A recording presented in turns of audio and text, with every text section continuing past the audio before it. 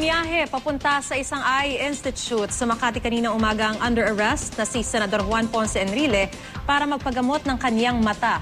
May kondisyon kasi sa paningin ng senador na kung hindi regular na titingnan ng mga eksperto, posibleng mauwi sa kanyang pagkabulag. Mula Camp Crame, may ulat on the spot. Si Jay Sabal. Jay. June Maris, maagang nagpatingin sa isang pribadong ospital si Senator Juan Ponce Enrile pero agad din itong bumalik dito sa may Camp Crame kung saan siya pansamantalang nananatili. Narito ang report. Bago pa mag-alas 7 ng umaga ay tumulak paalis ng PNP General Hospital sa Camp Crame ang convoy ng ambulansya, mga pribadong sasakyan at back-to-back police vehicle. Pumunta ang convoy sa Asian Eye Institute sa Makati City para sa regular na eye check-up ni Senador Juan Ponce Enrile. Pagdating sa ospital, bumaba si Enrile na nakasuot ng button-down polo shirt, slacks at kapansin-pansing walang suot na posas.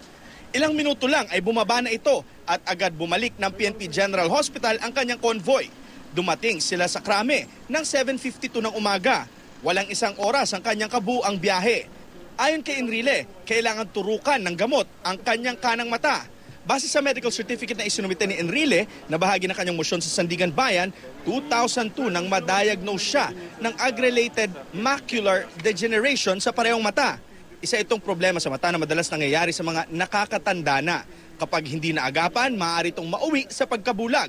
Kaya kailangan daw nito ng regular ophthalmologic check-up o check-up sa mata. Simula 2008, regular na siyang sumasa ilalim sa intravitreal injection para ma-maintain at ma-preserve ang kanyang paningin. Nagpapasalamat naman si Enrile sa anyay maayos na trato sa kanya ng PNP. This is done whenever there is a need for it. Otherwise, I'll go blind. Sa text message naman ni Chief Superintendent Ruben Sindak, hepe ng PNP Public Information Office, technically, hindi pa raw saklaw ng korte si Enrile. Inaresto raw kasi ng CIDG si Enrile base sa warrant, ngunit di pa na ibabalik sa korte ang warrant. Kaya technically, ay di pa siya sakop nito dahil wala pang commitment order. Ang tamang proseso raw kasi ay dapat maibalik ang warrant sa korte upang makapag-issue ng commitment order. Hindi rin daw siya makapagbibigay ng update tungkol kay Enrile dahil ang gusto ng pamilya ay mga abogado na lamang nila ang magsasalita sa media.